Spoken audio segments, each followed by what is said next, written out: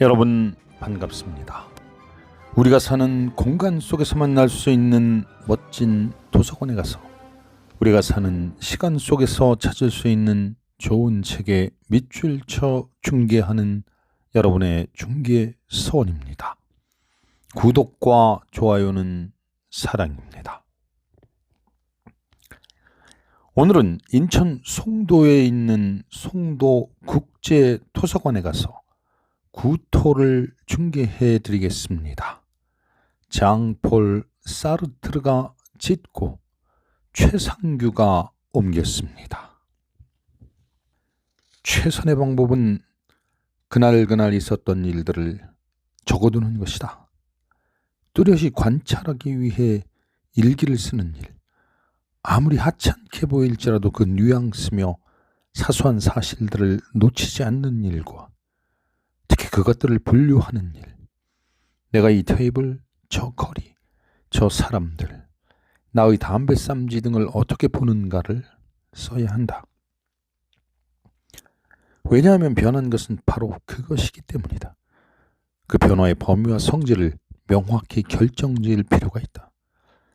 예를 들면 여기 나의 잉크병이든 종이 상자가 있다고 하자. 전엔 내가 그것을 어떻게 보았었는가를 적도록 노력해야 할 것이다.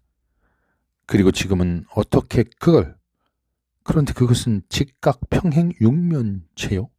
테이블 위에 이렇게 말하는 것은 어리석다. 거기에 대해서 할 말이란 아무것도 없다. 바로 그런 일을 조심해야만 한다.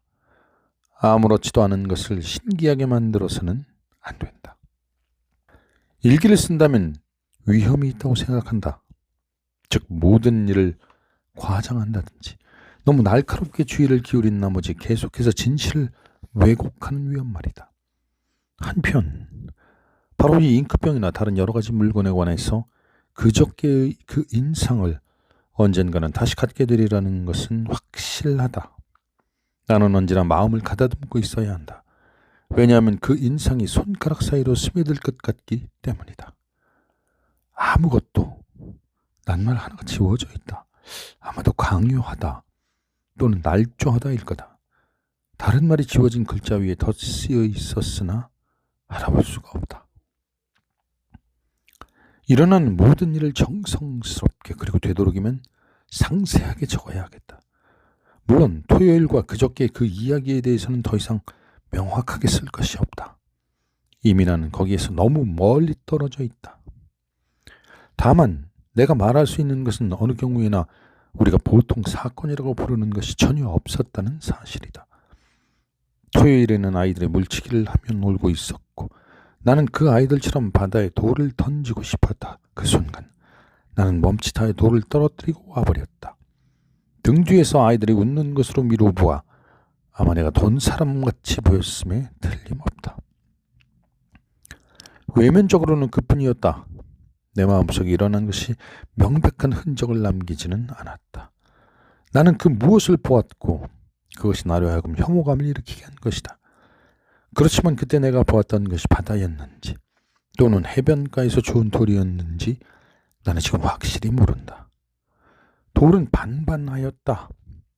한쪽은 물기가 없었으나 다른 한쪽은 젖어 있었고 흙이 묻어 있었다. 나는 손을 더럽히지 않으려고 손가락을 벌려서 돌의 두 끝을 붙잡고 있었다. 그저께 일은 훨씬 더 복잡했다. 게다가 공교로운 일, 어이없는 일들이 연달아 일어나서 지금까지도 뭐가 뭔지 통 알 수가 없다. 그러나 그 모든 일을 종이 위에 늘어놓으면서 즐길 생각은 전혀 없다. 아무튼 나는 공포심 아니면 그와 비슷한 감정을 가졌던 것만은 확실하다. 내가 무엇을 두려워했었던가 그것만이라도 알았더라면 훨씬 많은 진보를 했을 것이다. 신기한 것은 나는 나 자신을 미친놈이라고 생각하기는커녕 오히려 그렇지 않다고 확신까지 하고 있다는 것이다. 나는 이 모든 것이 물체에 관한 변화라고 생각한다. 적어도 나는 그것을 확실히 알고 싶은 것이다. 10시 30분. 분명히 오후 10시 30분일 것이다. 다음에 나오는 글인 앞의 것보다 훨씬 뒤, 빨라도 그 이튿날에 기록된 것이리라. 따지고 보면 그것은 아마도 정신착란의 작은 발작이었을 것이다. 그런 흔적은 이미 없어졌다. 지난 주일의 그 이상렬릇한 기분이 오늘은 참 우스꽝스럽게 여겨진다. 다시는 그런 기분에 잠겨들지 않는다. 나는 오늘 밤 거북스러움이 없이 안일하게 이 세상에 자리 잡고 있다. 여기는 북동쪽을 향한 나의 방이다. 저 밑에는 뮤틸레가와 신축역의 공사장이 있다. 나는 빅토르 누아르가 한 모퉁이에 있는 역부회관의 붉고 흰 불빛을 창밖으로 내다보고 있다. 독학자는 내가 독서실에 들어가는 것을 못 봤다. 그는 안쪽 탁자의 맨 끝에 앉아 있었다. 그는 앞에 책을 한 권 펴놓고 있었으나 읽지는 않고 있었다. 그는 오른편에 앉은 도서관에 잘 오는 더러운 모습의 중학생을 보면서 미소를 띠고 있었다. 중학생은 얼마간 그대로 가만히 있다가 그에게 갑자기 무섭게 얼굴을 찡그리고 혀를 내밀어 보였다. 독학자는 얼굴이 붉어져서 급히 코를 자기 책에다 틀어박고 독서에 열중했다. 나는 어저께 나의 고찰로 돌아왔다. 나는 아주 맹숭맹숭했기 때문에 내가 모험을 겪지 않았다고 해도 그건 상관없었다. 그러나 단지 그것이 있을 수 없는 것인지 알고 싶었다. 나의 생각은 이러하다. 가장 평범한 사건이 모험이 되기 위해서는 우리는 그것을 남에게 이야기하기 시작만 하면 족한 것이다. 그것이 바로 사람이 속고 있는 점이다. 한 인간, 그 사람은 늘 이야기하는 자이며 자신의 이야기와 타인의 이야기에 둘러싸여서 살고 있다. 그는 이야기를 통하여 그 자신에게 일어나는 모든 일을 안다. 그리고 그는 마치 남에게 이야기하는 것처럼 자기의 삶을 살려고 애쓴다. 그러나 사느냐, 이야기하느냐, 둘 중에 하나를 선택해야만 한다. 이를테면 내가 함부르크에서 나 자신에게 의심을 받고 또한 나를 두려워했던 그 에르나와 동거하고 있었을 때 나는 괴상한 생활을 했다. 하지만 나는 그 생활 속에 있었으므로 그런 것을 염두에 두지 않았었다. 그러다가 어느 날 생폴리의 조그만 카페에서 그는 나를 두고 화장실에 갔다. 나는 혼자 남아 있었다. 죽음기는 블루스카이를 들려주고 있었다. 그때 나는 배에서 내려서부터 나갔던 일들을 생각하기 시작했다. 나는 혼잣말을 했다. 사흘째 밤 나는 푸른 동굴이라 불리는 댄스홀에 들어가서 거나하게 취한 키가 큰 여자를 보았다. 내가 지금 블루스카이를 들으며 기다리고 있는 여자가 바로 그녀며 곧 그녀는 내 오른편 겉으로 돌아와 앉으면서 두 팔로 나의 목덜미를 껴안을 것이다. 라고. 그때 나는 내가 모험을 겪고 있다는 것을 확 절실히 느꼈다. 그러나 에르나가 돌아왔다. 그녀가 내 곁에 앉아 두 팔로 나의 목덜미를 껴안았을 때 왜 그런지 나는 그녀가 싫었다. 이제야 나는 알겠다. 그것은 다시 살기 시작해야 했기 때문이며 몸에 대한 인상이 사라져버렸기 때문이다. 사람이 살고 있는 동안은 아무 일도 생기지 않는다. 배경이 바뀌고 인물이 들어왔다가 나가고 그뿐이다. 결코 출발이라는 것이 없다. 나날이 아무런 운율도 이유도 없이 나날에 덮친다. 그것은 끊임없이 단조로운 덧셈이다. 가끔 사람들은 부분적인 소개를 낸다. 이를테면 나는 3년간 여행을 했다. 부빌에서 온 지 3년 된다고 말하는 것이다. 결말도 없다. 마누라와 자식도 조실을 한꺼번에 떠나는 일은 결코 있을 수 없다. 그리고 모든 것이 비슷하다. 상하이, 모스크바, 알제리아도 2주일만 지나게 되면 모두가 같아진다. 때때로 드문 일이긴 하지만 사람은 결말을 짓는다. 어떤 여자와 붙어 살다가 더러운 생활을 해왔다는 것을 깨닫는다. 번갯불과도 같은 순간이다. 그 다음에 행렬이 다시 시작된다.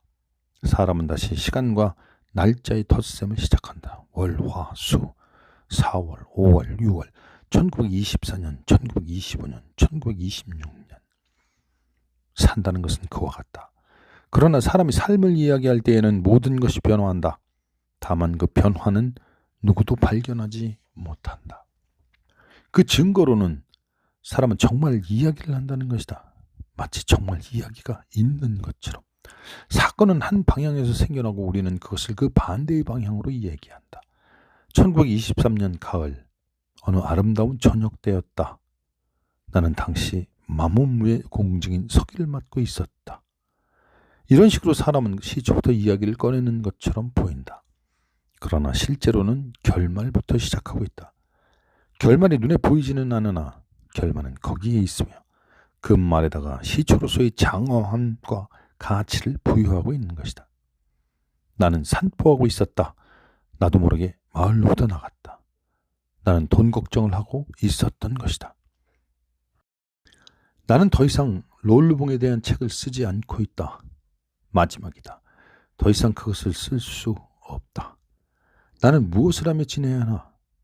3시였다. 나는 책상 앞에 앉아 있었다. 나는 곁에다 내가 모스크바에서 훔친 편지 따발을 놓고 이렇게 썼었다. 사람들은 가장 불길한 소문을 퍼뜨리는데 조심을 했다. 9월 13일에 조카에게 보낸 편지 속에 유언을 적어놓았던 것으로 보아 르르봉 씨는 그 계획에 걸려들었음에 틀림없다.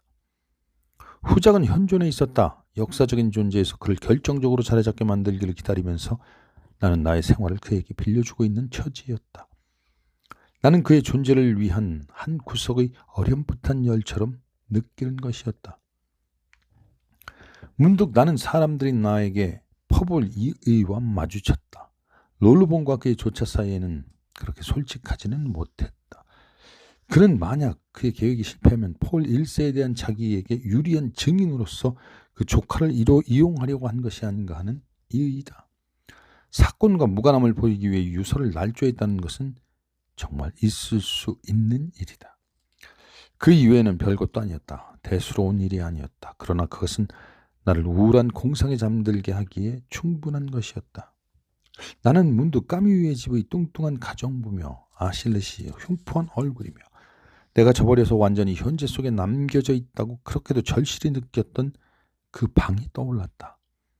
나는 대견스럽게 혼잣말을 했다. 나 자신의 과거조차도 기억할 힘이 없었던 내가 타인의 과거를 구제할 수 있다고 생각한다면 무리일까? 나는 펜을 들고 다시 일을 시작하려고 했다. 그러나 과거, 현재, 그리고 세계에 대한 그 고찰 속에서 헤어날 수가 없었다. 나는 오직 한 가지, 내가 저작을 하도록 가만 놔두기만 바랄 뿐이었다. 그러나 나의 시선이 흰 종이더미 위에 모아졌을 때 나는 그 모습에 사로잡혀 펜을 든 채 눈이 부신 그 종이를 물끄러미 바라보고 있었다. 얼마나 그 종이는 무자비하고 뚜렷했으며 역력했을까. 거기에는 현재가 있을 뿐이었다. 지금 내가 막 쓴 글씨들은 다 마르지는 않았으나 이미 그것은 내 것이 아니었다. 사람들은 가장 불길한 소문을 퍼뜨리는데 조심을 하였다. 이 구절은 내가 생각해 본 것이다. 그 구절이 처음에는 다소나 자신이기도 했다. 지금 그 구절은 종이 속에 적혀져 나와는 반대편이 되는 블럭을 이루었다. 나는 이미 그것을 알아볼 수가 없었다. 그것은 다시 생각해 볼 수도 없었다. 그 구절은 거기 내 앞에 있었다. 쓴 사람의 표적을 찾으려 애를 써도 모두 허사였을 것이다. 누구든지 그것을 쓸 수 있었을 것이다. 그러나 그것을 쓴 사람이 나였는지, 과연 나였는지 확실치가 않았다. 이제 글씨들은 반짝거리지 않았고 그것들은 말랐다. 그것도 역시 사라졌다. 순간적인 광채라고는 아무것도 없었다. 나는 나의 주위를 불안한 눈초리로 둘러보았다. 오직 현재뿐이다. 그것 이외에는 아무것도 없었다. 제각기 현재 속에 처박힌 가볍고 튼튼한 가구, 즉 탁자며 침대며 거울이 달린 양복장과 나 자신이었다. 현재의 진실한 본성이 드러나 있었다. 그것은 현존하지 않는 것이었다. 그리고 그 현재가 아닌 모든 것은 존재하지 않았다. 과거는 존재치 않았다. 사물 속에서도 나의 생각 속에도 없었다. 확실히 오래전부터 나의 과거는 나로부터 멀리 도주해버렸다는 것을 나는 알고 있었다. 그러나 그때까지 그것이 나의 능력 범위 밖으로 들어박힌 채 불과하다고 나는 믿고 있었다. 나는 마음이 가벼워졌다고 말할 수도 없고 만족하다고 말할 수도 없다. 반대로 나는 압도되고 있다. 다만 나의 목적은 이루어졌다. 나는 내가 알기를 원했던 것을 알고 있다. 종월부터 나에게 일어난 모든 것을 나는 이해했다. 구토는 나에게서 떠나지 않았고 그렇게 쉽게 나에게서 떠나리라고 생각하지 않는다. 그러나 더 이상 나는 그것을 당하지 않을 것이다. 그것은 이제는 어떤 병도 아니고 지나가는 발작도 아니다. 나 자신인 것이다. 그런데 조금 아까 나는 공원에 있다. 마로니의 뿌리는 바로 내가 앉은 걸상 밑에서 땅에 뿌리를 받고 있다. 그것이 뿌리였다는 것이 이미 기억 속에서 사라졌다. 어휘는 사라지고 그것과 함께 사물의 의의며 그것들의 상용법이며 또 그 사물의 표현에 사람이 그려놓은 가냘픈 기호도 사라졌다. 저기 어깨를 쭈그리고 고개는 숙인 채로 나는 혼자서 검고 울퉁불퉁하고 마디가져서 나에게 공포심을 주는 나무더미와 마주 앉아 있었다. 그러다가 난 그 계시를 받은 것이다. 그것이 나의 숨을 멈추게 했다. 3, 4일 전만 해도 나의 존재한다는 것이 무엇을 의미하는가를 절대로 예감하지 못했었다. 나는 다른 사람들, 즉 봄옷을 입고 바닷가에서 거니는 사람들과 다름이 없었다. 나는 그들처럼 바다가 푸르다. 저기 저 높은 곳에 있는 흰 점, 그것은 갈매기이다 라고 말하는 것이었다. 그러나 나는 그것이 존재하는 점, 갈매기가 존재하는 갈매기라는 점을 느끼지 못하고 있었다. 보통 존재는 숨어있다. 그것은 즉 우리다. 존재에 관해서 말하지 않고서는 무엇 하나 말할 수 없다. 그러나 결국 존재에 손을 댈 수는 없다. 내가 존재에 대해서 생각한다고 믿었을 때 사실은 아무 생각도 하지 않았다고 믿어야 옳다. 나의 머리는 비어 있었다. 혹은 꼭 한마디가 머릿속에 있었다. 이다 라는 말이다. 그렇지 않으면 나는 생각하는 것이었다. 뭐라고 말할까? 나는 속성이라는 것을 생각하고 있었다. 나는 바다가 초록색의 물건의 계급에 속해 있다고 또는 초록색의 바다의 성질의 일부를 이루고 있다고 생각하고 있었다. 그러나 사람을 바라보고 있을 때조차도 그것이 존재한다고 생각하기에는 거리가 멀었었다. 사물은 장치처럼 보였다. 나는 그것들을 손에 들고 있었다. 그것은 도구로서 쓸모가 있었다. 나는 그것들을 저항을 예견하고 있었다. 그러나 이 모든 것은 표면에 스쳐갔다. 만약에 존재하는 것이 무엇이냐고 누가 나에게 물었다면 나는 서슴지 않고 그것은 아무것도 아니다. 그것들은 외부로부터 와서 사물에다가 그 성질에 아무런 변화도 주지 못한 채로 부과되는 공허한 형체일 뿐이다. 라고 대답했을 것이다. 그럴 것이 이젠 달라져 버린 것이다. 갑자기 그것은 거기에 있었다. 대낮처럼 분명했었다. 존재가 갑자기 탈을 벗은 것이다. 그것은 추상적 범주에 속하는 무해한 자기의 모습을 잃었다. 그것은 사물의 반죽 그 자체이고 나무의 뿌리는 존재 안에서 반죽된 것이다.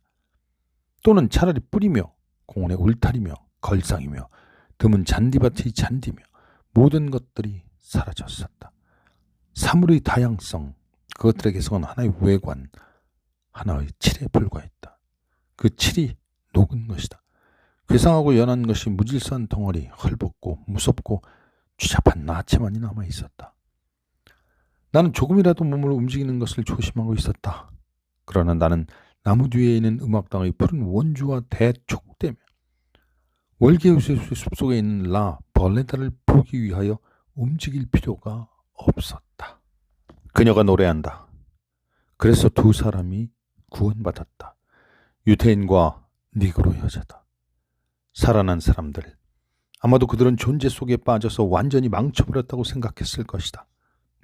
그런데 내가 그들에 대해서 그만큼 다정하게 생각하고 있는 만큼 아무도 나에 대해서 생각해 주지 않는다. 아무도 안니조차도 생각하지 않을 것이다. 그들은 작곡가와 가수는 내가 보기에는 어딘지 모르게 죽은 사람 같았고 또한 소설의 주인공 같았다. 그들은 존재한다는 죄악으로부터 몸을 씻었다. 물론 완전한 것은 아니다. 그러나 사람이 할 수 있는 한도까지는 말하는 것이다. 이 생각이 갑자기 나를 압도시켰다. 나는 그 이상 아무것도 바라지 않았기 때문이다. 나는 소심하게 나를 어루만지는 그 무엇을 느낀다. 그리고 그것이 가버릴까 봐 두려워서 감히 움직이지를 못한다. 그것은 내가 더 이상 알지 못했던 그 무엇이었다. 일종의 기쁨이었다. 니그로 여자가 노래한다. 그러면 그녀의 존재를 정당화시킬 수 있는 것인가? 아주 조금이라도. 나는 몹시 겁을 먹은 느낌이 든다. 그것은 많은 희망을 가지고 있기 때문이 아니다. 그런 것이 아니다. 나는 눈속을 거려와서 완전히 얼어붙었다가 갑자기 따뜻한 방으로 들어온 사람 같았다. 그 사람은 문지방에서 아직도 찬 몸을 움직이지 않고 있으며 온몸에 느릿느릿한 소름이 퍼져 있을 것이다. Some of these days you will miss me, honey. 내가 무슨 일을 해볼 수 있을 것인가? 물론 음악의 곡조에 관하여서가 아니다. 다른 분야에서 할 수 없을까? 그것은 책이라야 할 것이다. 나는 그 이외에는 아무것도 할 수 없으니 말이다. 그러나 역사책이 아니다. 역사는 존재했던 것에 관하여서 이야기하기 때문이다. 한 존재가 결코 다른 존재의 존재를 정당화시킬 수는 없다. 나의 잘못은 드 롤루봉 씨를 재생시키려고 한 점이다. 다른 종류의 책. 나는 그것이 어떤 것인지 잘 모르겠다. 그러나 인쇄된 말 뒤에, 페이지 뒤에 존재하는 그 무엇, 존재 위에 있는 그 무엇을 사람이 알아내야만 할 것이다. 예컨대 어떤 이야기, 생겨날 수 없는 듯이 보이는 어떤 모험, 그것은 강철처럼 아름답고 굳어야만 하며 사람으로 하여금 그들의 존재에 대해서 부끄러워하도록 해야 할 것이다. 나는 간다. 몽롱하다. 결정할 수 없다. 내가 재주 있는 것이 확실하다면, 그러나 절대로 나는 그런 종류의 것을 역사에 관한 논문을 쓰지 않았다. 그렇다. 앞으로도 쓰지 않겠다. 한 권의 책, 한 권의 소설, 그 소설을 읽고 다음과 같이 말하는 사람이 있으리라. 그것을 쓴 사람은 앙투안 로캉탱이다. 그는 카페나 빈들빈들 다니던 머리털이 붉은 놈이었다. 라고. 그리고 그들은 내가 그 니그로 여자를 생각하듯이 나의 생활에 대해 생각할 것이다. 마치 무슨 귀중하고 반전설적인 일처럼 말이다. 한 권의 책.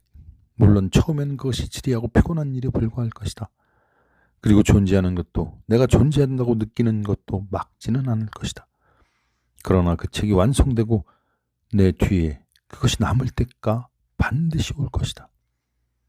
나는 그 책의 조그만 방명이 나의 과거 위에 떨어질 것이라고 생각한다. 그때 아마도 나는 그 책을 통해서 나의 생활을 아무런 혐오도 없이 회상할 수 있으리라. 아마도 그 어느 날 등을 오그리고 내가 탈 기차 시간을 기다리고 있는 이 시간, 이 음울한 시간을 역력히 회상하면서 나는 아마 가슴이 더 빨리 뛰는 것을 느끼며 모든 것이 시작한 것은 그날, 그 시간이다 라고 말할 때가 오리라. 그리고 나는 과거에 있어서만 나를 받아들이게 될 것이다. 밤이 된다. 프랭다니아 호텔 2층의 두 창문에 막불이 들어왔다. 새역의 공사장에서 축축한 제목의 냄새가 코를 찌른다. 내일 부빌에는 비가 올 것이다. 여기서 앙뚜안느 로캉탱과 함께 걸었던 중계서원의 산책을 마치겠습니다. 사랑하는 중계서원 구독자 여러분, 감사합니다.